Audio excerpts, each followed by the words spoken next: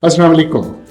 How to stay resilient in self-quarantine times, the times which were never seen before, which were never anticipated before, and of course we are paying a heavy toll, all of us, on psychological, social grounds. The discussion and interaction is actually revolving around proposing some practical tips and some doable exercise in our daily lives, which may help us immensely to go through these tough times, to stay resilient, and to keep the reservoirs of our psychological immunity intact until or unless life goes back to the normal. These 10 practical tips are based on some insights being shared by Public Health Department UK. As I said, the topic of today's talk at this interaction is Stay Resilient in Self-Quarantine, 10 Attitudinal and Behavioral Modifications.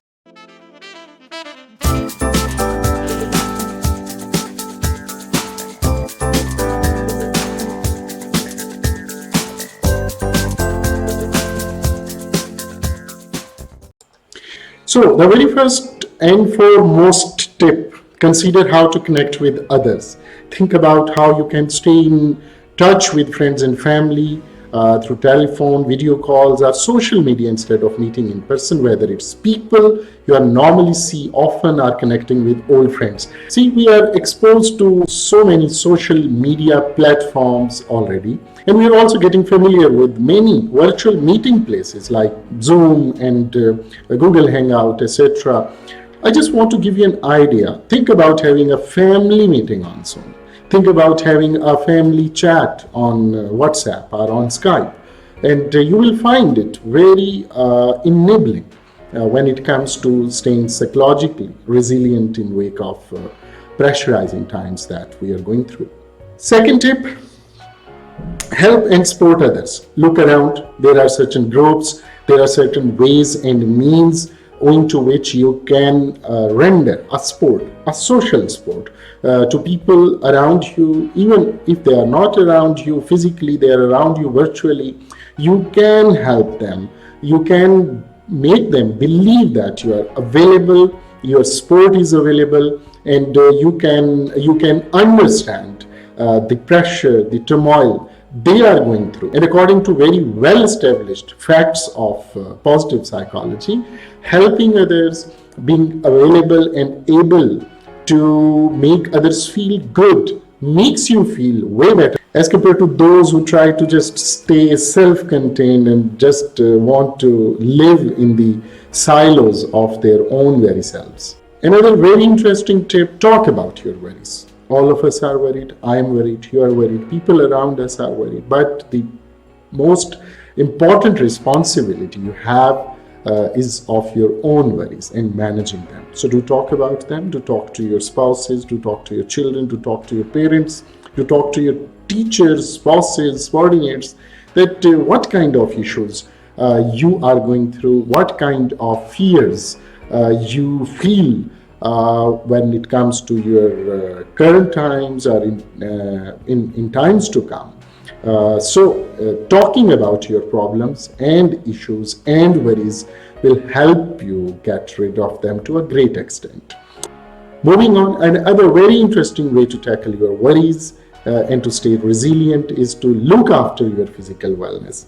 Actually, at times we are caught by very conventional ideas when it comes to our physical health and well-being, that until or unless we go to gym, we go to sports, we go out, it will be difficult to attain decent physical fitness standard. But I must say that if you look around, you go to Google, you will find a great number of interventions which may be termed as body weight exercises, are the exercises which don't require any equipment around you.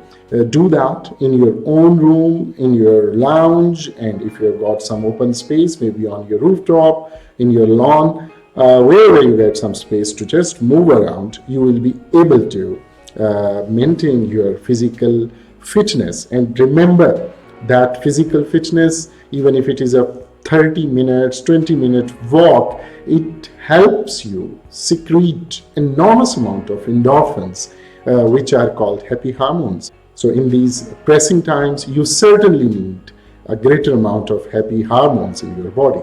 Moving on, look after your sleep. A few days ago, I got a tutorial recorded on just 3 tips for psychological immunity, and this was top of them. At times, we find it very trivial matter that, okay, we will sleep 4-6 hours today, and we will sleep 10 hours or 12 hours tomorrow. But a consistent sleep pattern and at least having 7 to 8 hours sleep in a day of 24 hours, it is essential for your psychological well-being, to say the least. Next is try to manage your difficult feelings. First of all, identify what are the feelings which you find difficult to deal with. And you know them very well. At times, recognizing your feeling is not a big problem. Rather, after recognizing them, accepting that these are the difficult feelings, and you are brave enough and you are strong enough not to be bogged down by these feelings.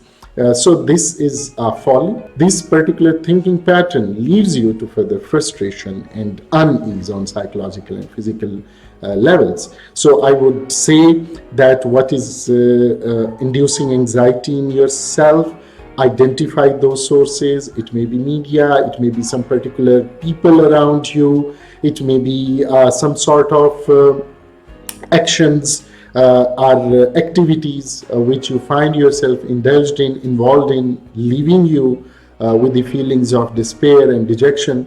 So identify them and manage those difficult feelings. Moving on, regulate media exposure. We are exposed to media. 24 hours news and constant social media updates can make us worried to a great extent.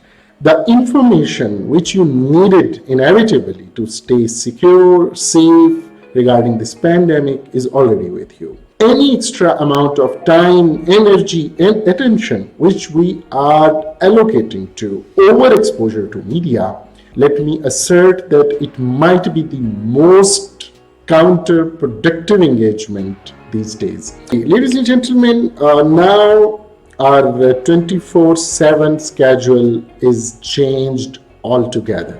We are coming across new requirements, a new equation of work-family integration. Try to understand, just get yourself convinced with the idea that you have to devise a new routine and you have to adhere to the new routine. You have to engage yourself with new and novel kinds of personal activities, as I mentioned, cooking, cleaning, reading and calling a friend, and maybe decluttering, resetting your house, and polishing some furniture. You can think of as many things as possible to make the best use of your time. Yes, very important, and it is also related to the previous point whereby I suggested that you have to make new routine. While making new routine, you have to set new goals as well. Any routine, any activity, any engagement without goal will not be sustainable as expected. So moving on, you have to make new routine, you have to set new goals, and you have to keep your mind active. In this new routine and setting new goals, you can do a lot of things which used to be sent to the back burner in our previous lifestyle. For instance, you can read, you can write, you can play games, you can do crossword puzzles, jigsaw, or drawing. All these activities will keep your mind active, because it's very important that in these times of physical limitations, we have to let our mind explore limitlessness which it is actually endowed with, and it is your responsibility to give your mind that chance, to give yourself that opportunity to stay mentally as active as possible. Last but not the least, come close to nature.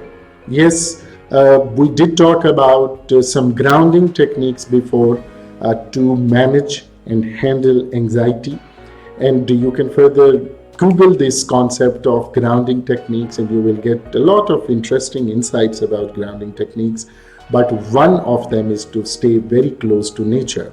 And you need to get yourself exposed to sunlight as much as you can.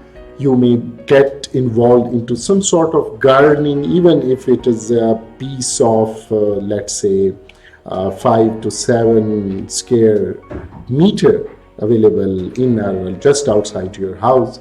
Yes, of course, following all the precautions which you already know, you can go out, you can have a walk in solitude, in greens, in woods, and eventually it will have a tremendous impact on you when it comes to your psychological well-being and coping resilience, which we are talking about today. So, ladies and gentlemen, these were very basic, primary, attitudinal and behavioral modifications, which being a psychologist, I could suggest to help you have that coping resilience in self-quarantine times. Please stay tuned and we will be coming up with further tutorials on different aspects of psychological well-being in these tough times, in times to come. You can subscribe to our channel and you can also like our Facebook page of House of Wellness Pakistan. Stay well. See you soon.